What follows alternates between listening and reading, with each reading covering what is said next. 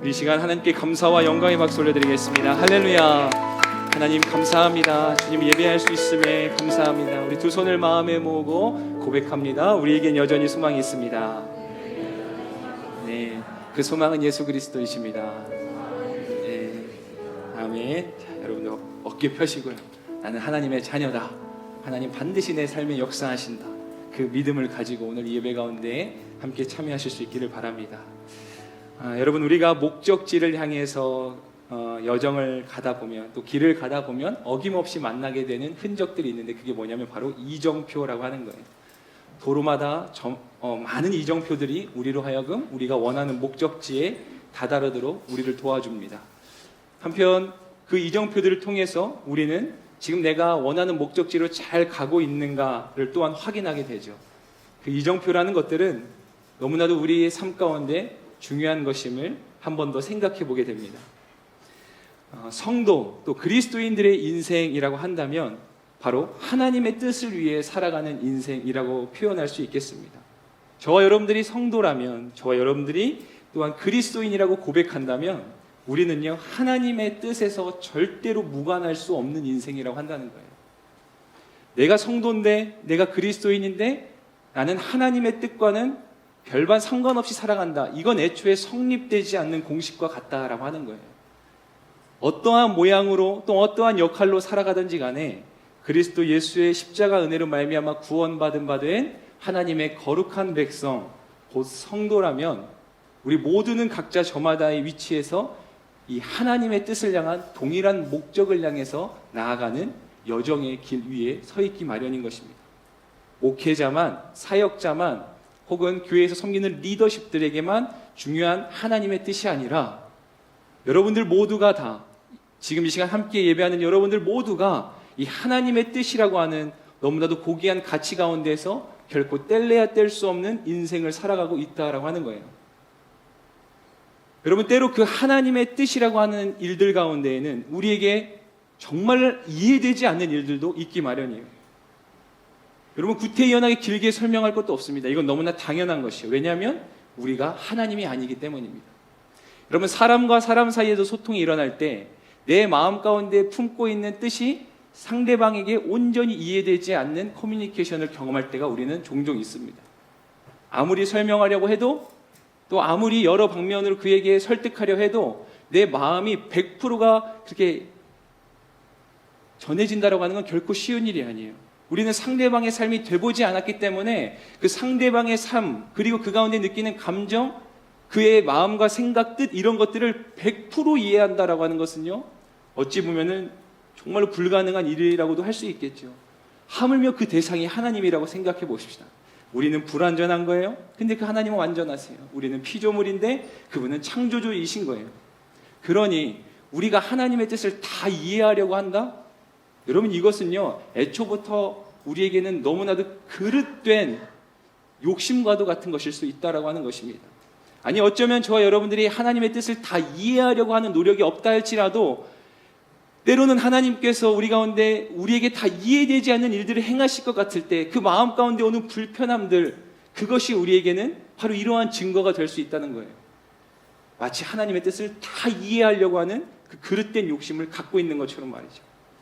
여러분, 우리가 살아가는 이 시대는요, 과잉 근심 시대라고 해도 과언이 아니에요. 너무나 많은 근심들 속에서 저와 여러분들이 살아가요. 정말 근심들이 과잉이에요. 넘쳐나요. 너무 투머치한 거예요. 근심은 어렵지 않게 여러분들 이해하실 수 있겠죠. 고통이나 슬픔을 느끼는 걸 말하는 거예요. 상심, 아픔, 이런 것들이겠죠. 우리가 살아가면 많은 근심들을 합니다. 어떠한 인생도 근심 없는 인생은 없고, 우리는 필연히 이 땅 가운데 근심할 수밖에 없는 삶들을 지금도 살아내고 있습니다. 그런데 우리의 마음은 어때요? 근심하지 않기 원하는 거예요.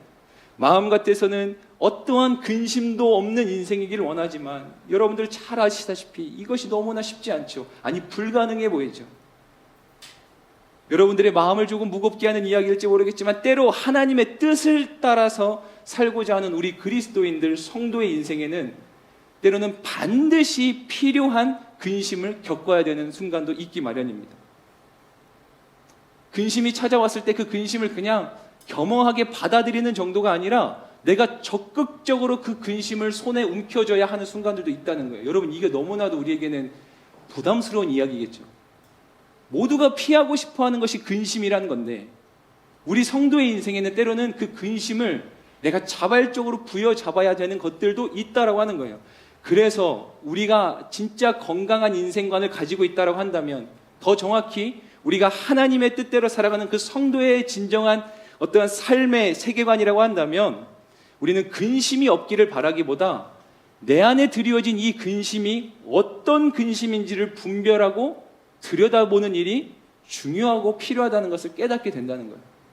오늘 함께 예배하는 저와 여러분들이 이 예배를 통해서 분명하게 달라져야 되는 하나의 관점이 있다라면, 하나님 말씀 앞에 그것은 근심이 없기를 바라는 인생관이 아니라 내 안에 있는 이 근심이 어떠한 근심인지를 분별할 수 있는 그 지혜와 은혜가 필요하다라고 하는 거예요. 우리는 하나님의 뜻을 따라 때로 반드시 필요한 근심을 겪기 마련이라고 했어요. 근데 오늘 우리가 함께 봉독한 이 성경의 본문에는 그것을 이렇게 표현하죠. 한번 따라해 주시겠어요? 하나님의 뜻대로 하는 근심. 하나님의 뜻대로 하는 근심. 이 하나님의 뜻대로 하는 근심, 우리가 함께 오늘을 살펴보려고 하는데, 우리 8절과 9절 말씀을 함께 읽어보겠습니다. 8절과 9절 말씀 시작. 내가 편지로 인해 여러분을 근심하게 했다 할지라도 지금은 후회하지 않습니다. 내 편지가 여러분을 잠시 상심하게 했다는 것을 내가 알고 후회하기는 했으나 지금은 내가 기뻐하고 있습니다. 왜냐하면 여러분을 근심하게 했기 때문이 아니라 그 근심으로 회개하게 됐기 때문입니다. 여러분은 하나님의 뜻대로 근심한 것이므로 결국 여러분은 아무것도 손해볼 것이 없습니다. 아멘. 여러분, 우리에게 필요한 근심이 있다고 한다면 이미 정답이 나왔는데, 첫 번째는 바로 하나님의 뜻대로 하는 근심이라고 한다는 거예요. 이 근심은요, 우리가 피하는 게 능사가 아니라 적극적으로 붙잡아야 될 근심이라고 한다는 거예요.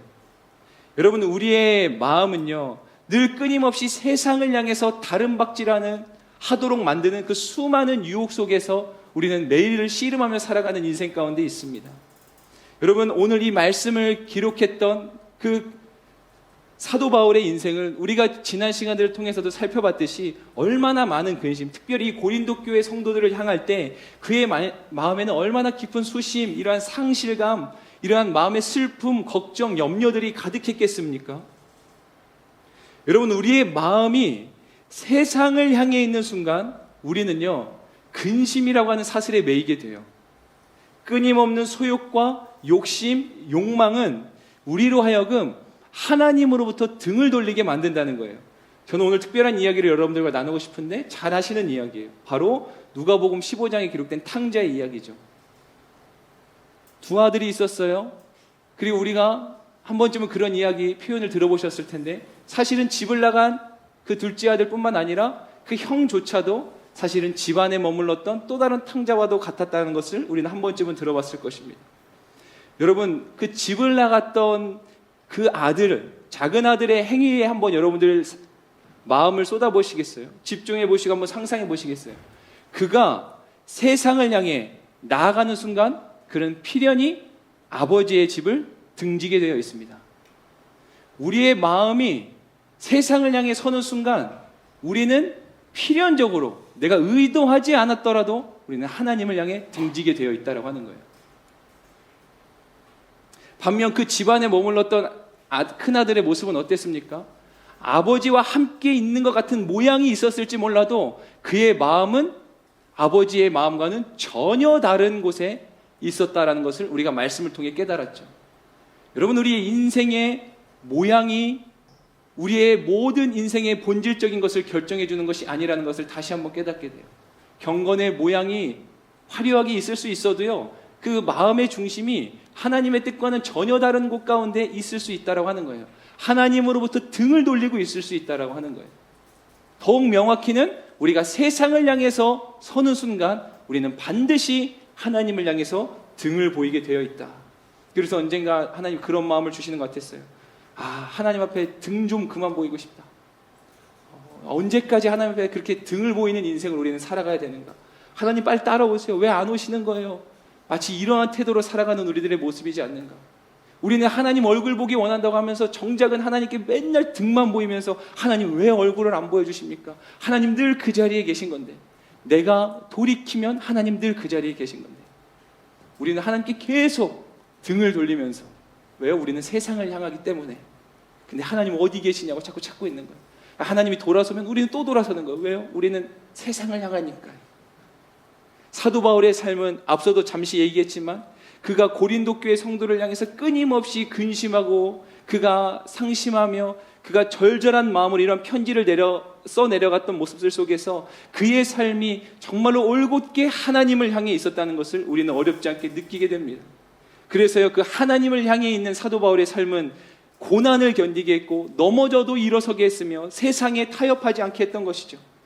그 하나님을 향한 사도 바울의 삶의 결이 그로 하여금 마르지 않는 사랑의 헌신과 섬김을 살아가도록 하게 했던 것이에요.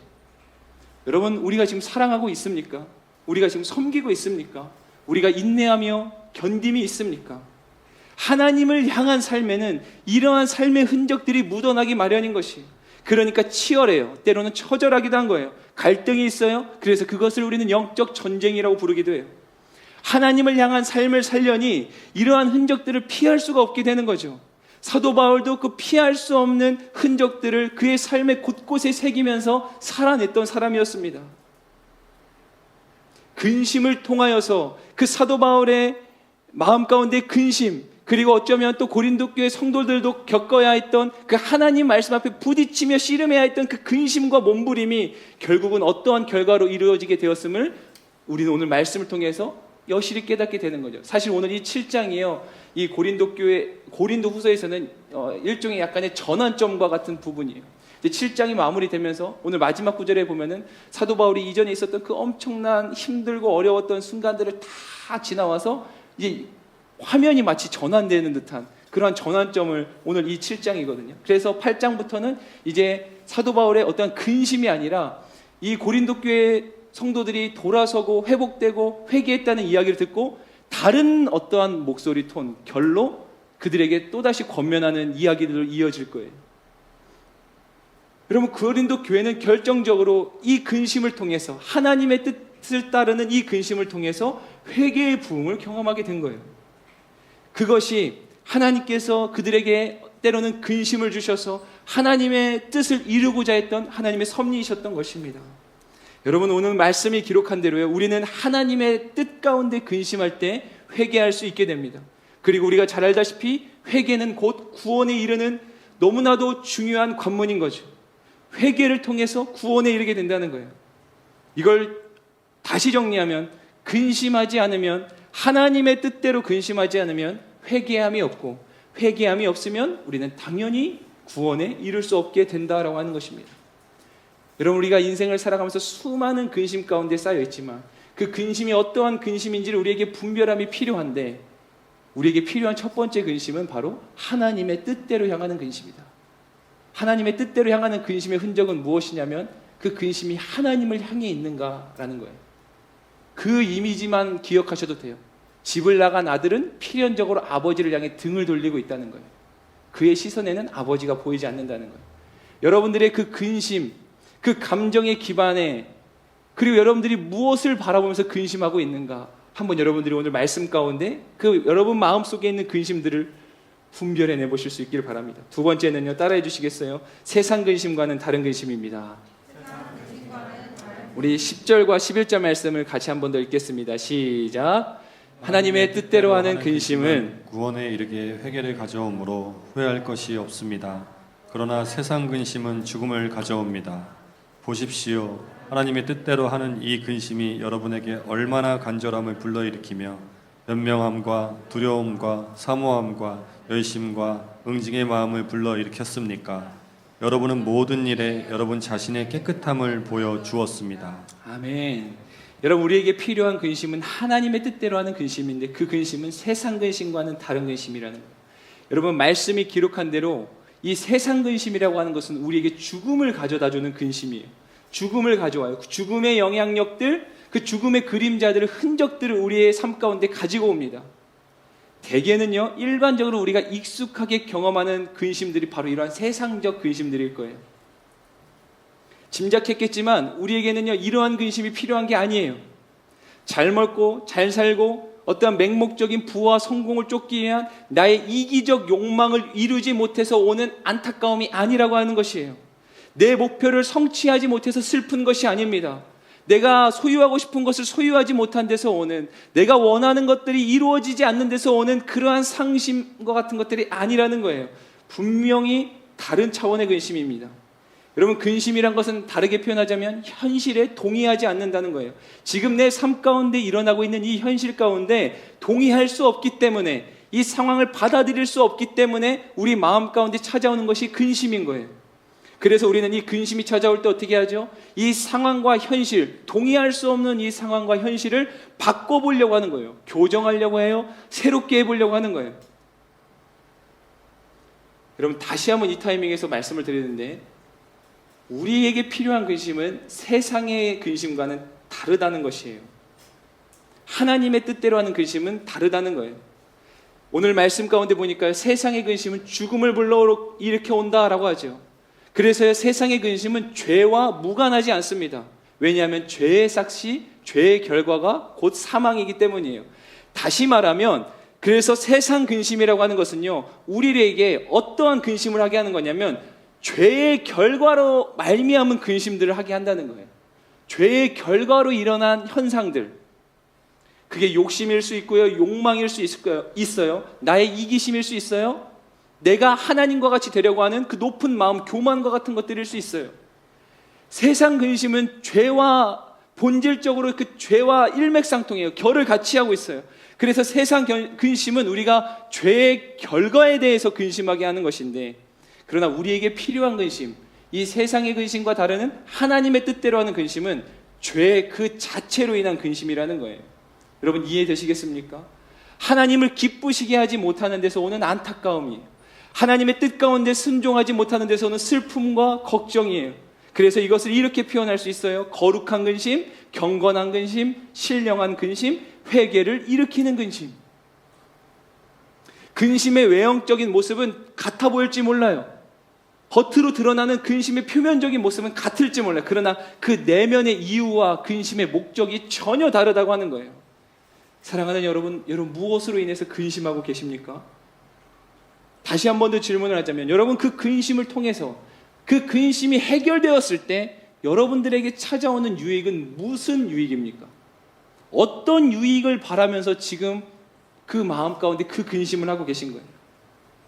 오늘 11절 말씀 가운데 보면 특별히 이 공동번역 성경을 여러분들과 함께 읽어보고 싶은데 11절 말씀 보겠습니다. 시작. 여러분이 하나님의 뜻을 따라서 겪은 바로 그 상심이 여러분에게 이루어진 것이 얼마나 많습니까? 여러분은 열심을 가지게 되었고 자신의 무죄를 입증하게 되었고 의분이 생겼고 두려워할 줄 알게 되었고 그리워하는 마음과 헌신하려는 마음이 생겼고 악을 징벌할 줄 알게 되었습니다. 이리하여 여러분은 그 사건에 있어서 조금도 잘못이 없었다는 것을 훌륭하게 증명했습니다. 여러분, 이 말씀 가운데 느껴지는 것들이 어떠한 마음들이셨어요?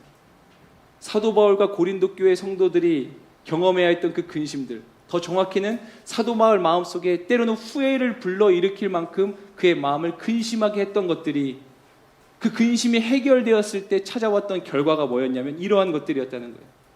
사도 바울이 더 잘 살게 됐고 고린도 교회 성도들은 흔히 말하는 더 축복으로 있게 됐고 그들의 소유가 불어나고 그들의 인생에 문제가 없어지고, 이게 아니라 이게 과연 근심의 해결인가 싶을 만큼 그들의 삶에는 열심이 생기고 그들이 죄 가운데 깨끗하고 또 그들이 죄 가운데 다시는 연합하지 않음을, 죄와 연합하지 않음을 입증하게 되었고 의분, 거룩한 분노 같은 것들, 죄를 미워하게 됐다는 거예요. 그리고 죄를 두려워할 줄 알게 되었고 서로 간에 그리워하는 마음, 믿는 동지들과 특별히 이 고린도 교회 성도들로 하여금 그 사도된 바울을 그리워하게 하는 마음들. 그런데 그 거짓 교사들이 주었던 마음이 무엇인지 기억하시죠? 사도 바울을 의심하게 만들고 그의 사도성을 흔들게 만들고 그의 인격까지 흔들었던 그러한 공격적인 자세가 아니라 이 근심을 통해서 그들은 사도 바울을 그리워하게 됐다. 형제 간의 연합이 일어났다는 거예요. 사랑의 마음이 일어났다는 거예요. 헌신하려는 마음이 생겼대요. 악을 징벌할 수 있게 되었다는 거예요. 그냥 슬렁슬렁 넘어가는 게 아니라 하나님이 기뻐하시지 않는 거라면 단호하게 끊어낼 수 있는 그 마음의 결단들이 생겼다라고 하는 거예요. 여러분, 이게 사도 바울과 고린도 교회 성도들의 근심이 해결되었을 때 찾아왔던 것들이에요. 저와 여러분들의 마음속에 있는 그 근심이 해결될 때 우리의 마음 가운데 의분이 더 생겨나는 그런 근심입니까? 우리의 마음 가운데 헌신하고자 하는, 사랑하고자 하는 그러한 마음들이 더 솟아나는 그러한 것들을 기대하며 지금 그 마음의 근심을 품고 계십니까? 여러분, 어떠한 그러한 신학자의 고백처럼 지금 오늘날 우리에게 절대적으로 필요한 것은 변화되지 않으며 더 나아가서 변화조차 거부하고 있는 우리 자신에 대한 근심이에요. 우리가 근심해야 될 것은 우리의 상황과 환경으로 인한 근심이 아니라 변화하지도 않고 변화조차를 거부하고 있는 우리 자신에 대한 근심이라고 한다는 것입니다. 여러분, 죄는요, 우리를 하나님으로부터 멀어지게 해요. 그런데 회개는 뭐죠? 그 멀어진 거리를 다시 좁혀오도록 하는 그 시작점에서 일어나는 것이 바로 이 회개의 은혜예요. 우리는 지금 하나님과 얼마간의 거리를 두고 이 땅 가운데 살아가고 있을까? 저와 여러분들이 지금 하나님과의 관계 가운데서 그 거리를, 그 하나님과 우리와의 거리를 측정할 수 있다면 지금 어느 정도의 거리 가운데서 여러분들 서 계시다고 생각을 하세요? 마지막으로 우리에게 필요한 이 근심은요, 이러한 특징을 가지고 있는데 우리 세 번째 같이 따라해 주시겠어요? 우리에게 좋은 것을 주는 근심입니다. 우리 16절 말씀 읽어볼까요? 16절 다 같이 16절 읽겠습니다. 시작. 나는 여러분을 전적으로 신뢰할 수 있게 돼 기쁩니다. 아멘. 여러분, 사도 바울이 겪었던 근심은 결코 가벼운 근심이 아니었어요. 그가 주를 향한 정말 특심을 품었기에 그가 겪어야 했던 근심도 웬만한 근심의 무게와는 분명 달랐을 거예요. 사도 바울조차도 때로는 후회가 남을 정도로, 후회했다고 고백할 정도로 그의 마음에는 큰 근심들이 가득했어요. 근데 그 근심이 세상 근심이 아니었다라고 하는 거예요. 이 모든 것 가운데 하나님이 결국은 선을 이루셔서 이 사도 바울의 근심은 이제 사도 바울에게 전혀 다른 차원의 것으로 보상이 이루어지고 있죠. 그게 오늘 16절 말씀에 저는 이 한 절에 응축되어 있다고 생각해요. 나는 여러분을 전적으로 신뢰할 수 있게 돼 기쁩니다. 이 성경이 기록된 헬라 원문들의 그 기록들을 보면은 이 되게 사도 바울이 쓰는 이 표현들 가운데는 그 수동태의 표현들이 쓰이고 있어요. 그러니까 내가 그렇게 한 게 아니라 하나님이 나에게 그렇게 행하셨다라고 하는 거예요.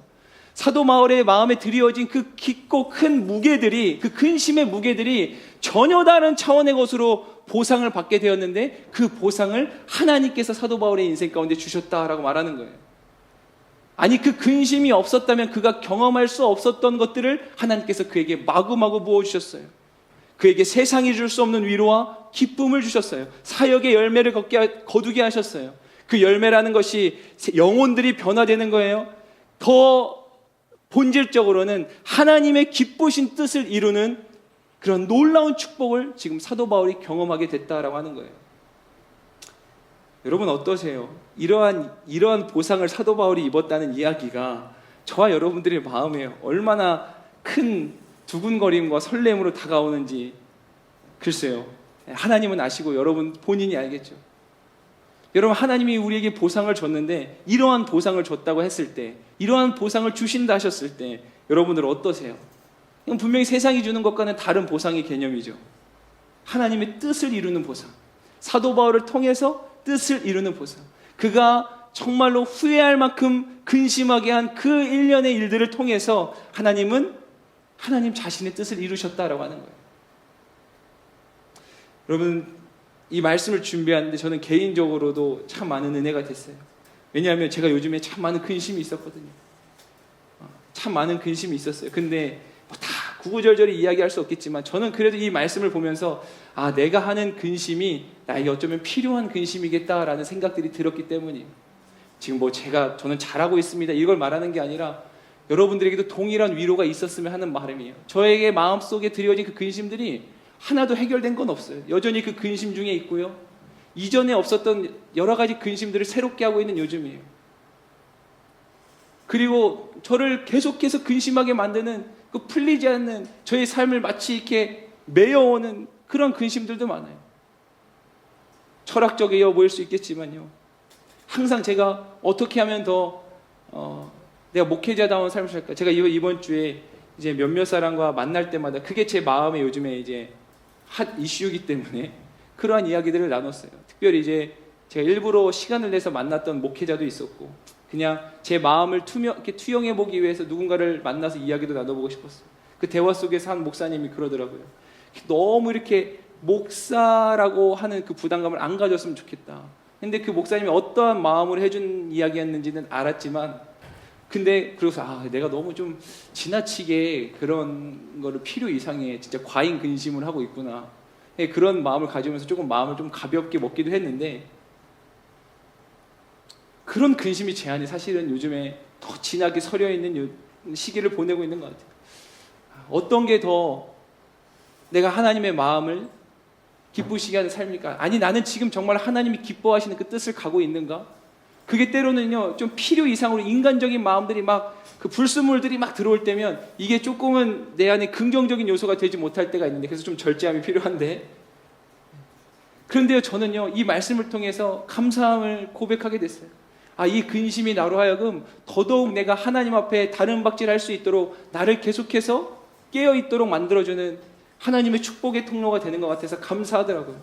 아니, 사도 바울조차도 때로는 후회할 만큼 마음에 그 깊은 근심이 있었다고 하는데, 하나님, 내 안에 있는 이 근심이 그냥 쓸데없는 근심이 아니라 어떻게 하면 저거를 살 수 있을까? 어떻게 하면 내가 저 위치에 갈 수 있을까? 이런 근심이 아니라, 제가 그런 말을 했거든요, 대화 중에. 지금 나에겐 그게 중요한 게 아니다. 그게 중요한 게 아니라는 증거가 뭐냐면, 지금 나한테 그거 하라고 해도 하나도 기쁘지 않다.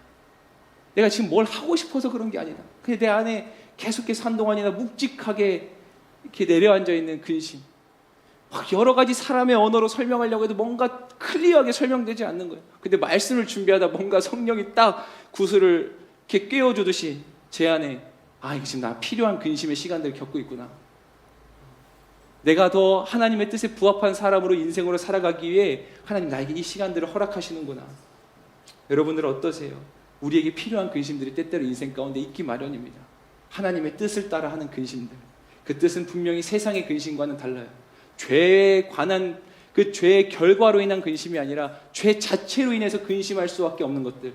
하나님께 어떻게 하면 더 우리를 가까이 나아가게 할까? 그로부터 오는 근심들. 그래서 이 근심에 우리에게 가져다 주는 유익은 세상이 줄 수 없는 유익이라고 한다는 거예요. 우리가 세상 가운데 품는 근심들은 우리의 힘으로도 해결해 볼 수 있고, 그것은 세상에서도 줄 수 있는 어떠한 유익일지 모르겠어요. 그러나 하나님의 뜻대로 하는 근심은, 그 근심이 마침내 하나님의 뜻 가운데 해결되어졌을 때 하나님만이 주실 수 있는 여러분 놀라운 상급과 보상을 입게 될 줄로 믿습니다. 이 시간에 말씀을 이제 정리하며 함께 기도의 자리로 나갈 텐데, 저는 이러한 표현 여러분들이 어떻게 들릴지 모르겠지만, 이 말씀을 준비하면서 이 오늘 말씀은 이 청년들에게 참 부담스럽게 들릴 수 있겠다, 이렇게 힘과 위로가 되기보다 이 세상을 힘겹게 살아가는 저들에게 또 한 가지의 어떠한 십자가를 지어주는 것 같을 수 있겠다 싶었는데, 뭐 제 그런 예상이 크게 틀리지 않았다는 생각을 지금 순간 해보게 되는데, 제가 위로받았던 포인트가 또 하나 있었어요. 사도 바울이, 지금 감히 비교할 수 없지만 사도 바울이 딱 그랬던 거예요. 고린도 교회 성도들에게 얘기해야 되는데, 이걸 얘기하면 괜히 저 사람들을 더 힘들게 하는 거 아닐까, 크게 근심이 된 거예요. 사도 바울이 그렇게 사랑과 정성으로 2차 전도 여행 때 고린도 교회를 세웠어요. 그리고 이제 또 사도 바울은 목회 여정이 있기 때문에 목회를 감당하고, 그때 이제 고린도 교회에 편지를 썼는데, 그 편지 가운데 왔던 그 회신의 내용들을 들어보니까 이 교회가 걱정이 가득한 거예요. 이 사도였던 바울의 마음에 막 많은 걱정거리들을 불러일으키는, 그래서 사도 바울이 그 많은 문제들, 우상숭배나 뭐 서로가 분쟁하는 것들, 막 이런 음행의 문제들, 다 거기에 사도 바울이 정성스럽게 편지를 써서 보내요. 이제 어떻게 보면 두 번째 보낸 편지죠. 그 편지가 바로 고린도 전서예요. 그런데 그렇게 돼서 잘 해결되면 너무나 좋았겠는데, 그게 해결이 안 되고 이게 웬걸요, 엎친 데 덮친 격으로 교회가 더 어렵다는 소식들을 사도 바울이, 그러니까 고린도 교회를 서둘러 방문하는데 더 어려워진 상황들을 마주하게 돼요. 그 사도 바울이 눈물로 쓴 편지, 이제 세 번째 편지인데 그 눈물의 편지라고도 부르고, 그 편지를 디도의 손에 들려서 보낸 거예요. 사도 바울의 마음이 얼마나 애간장 탔겠어요. 그래서 디도를 만나기로 했는데 만나지 못하고 지금 사도 바울이 그 디도를 간절히 애타는 마음으로 기다리고 있다가 드디어 디도를 만난 거죠. 얘기를 들어보니까, 디도에서 얘기를 들어보니까 이제 고린도 교회 성도들이 이제 회개했고 다시 마음을 돌이켰고 하나님이 기뻐하시는 뜻 가운데 세워졌다는 거예요. 그래서 사도 바울이 그 모든 감사를 고백하면서 이 7절에서 이제 마무리를 한 단락을 지어가고 있는 이 본문의 내용입니다. 사도 바울이 그 눈물의 편지를 디도 손에 보내면서 그 디도를 다시 만나기를 기다리는 동안에 사도 바울이 앞선 고백들을 한 거예요.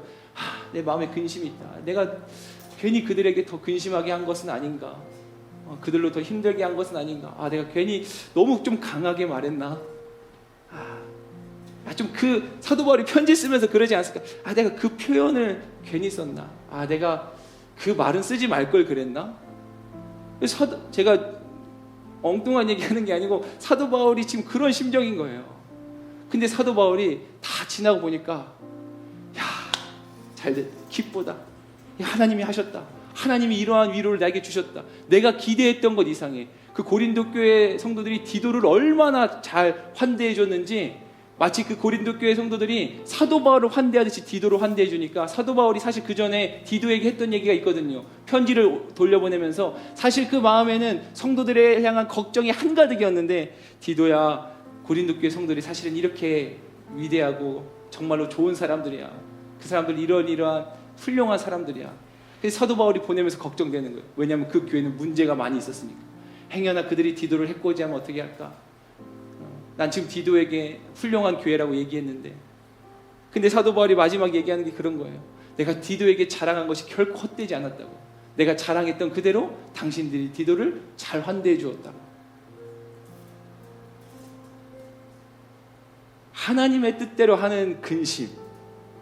여러분들 영혼을 품어보고, 여러분 하나님의 분명한 뜻은 이 한 가지거든요. 모든 영혼이 그리스도를 아는 지식에 이르고 구원에 이르는 거예요. 할렐루야. 그래서 반드시 회개가 그 안에 있다는 거예요. 회개가.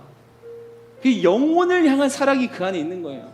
그 근심의 중심에는 회개, 영혼을 향한 사랑, 이런 것들과 뗄래야 뗄 수 없다라고 하는 거예요. 우리가 하는 대개의 근심들은 그 안에 이런 것들이 별로 없어요. 회개, 하나님의 뜻을 이루는 순종, 영혼을 섬기는 것, 그 영혼이 정말로 죽게 돌아오기를 원하는 마음들, 간절함들, 이런 것들보다는 다 나에게 포커스가 맞춰진 속상함들일 때가 대부분이에요. 그게 안 돼서, 이게 어려워서, 갑자기 예상치 못한 문제가 나를 걸려 넘어지게 만들어서, 내가 마주하고 싶지 않은 상황들이 왜 갑자기 나에게 찾아왔는지, 나 이거는 못하겠는데 왜 하나님 나에게 그것을 원하시는지, 다 나예요. 거기에는 영혼을 향한 일체의 긍휼과 주의 마음이 끼어들 틈새가 없어요. 하나님의 진짜 완전한 그 원픽과 같은 그 뜻, 모든 영혼들이 그리스도를 아는 지식에 이르고 구원에 이르기를 원한다는 그 뜻이 끼어들 틈새가 없어요. 다 내 문제로 가득하기 때문이에요. 원수를 사랑하라는 하나님의 뜻을 이루기에는 너무나 지금 가득 차 있는 거예요. 내 근심의 그 케이스 안에 다 내 문제로요.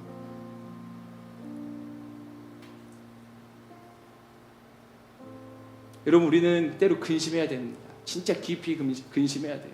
나 잘 가고 있나? 근데 성공을 위해 잘 가고 있나가 아니고, 나 하나님이 부르신 그곳으로 잘 가고 있나? 지금 내 마음은 하나님을 향해 있나? 혹시 내가 지금 하나님께 등 돌리고 있는 건 아닌가? 지금 내 마음에는 그 하나님이 애타는 듯 바라보는 그 영혼을 향한 애탐이 있나? 우리 순장님들, 리더십들 축복합니다. 하나님이 그 귀한 존귀한 직분을 저는 주셨다고 믿고 축복이라고 고백하는데, 그냥 기능적으로 감당하는 게 전부가 아니에요. 그것도 물론 힘든 세상 속에 우리가 살고 있지만, 정말 그 안에서 그 영혼을 바라볼 때 이 사도 바울이 품었던 그 절절한 마음들이 우리 안에 있어야 될 줄로 믿어요. 제가 요즘에 했던 근심들이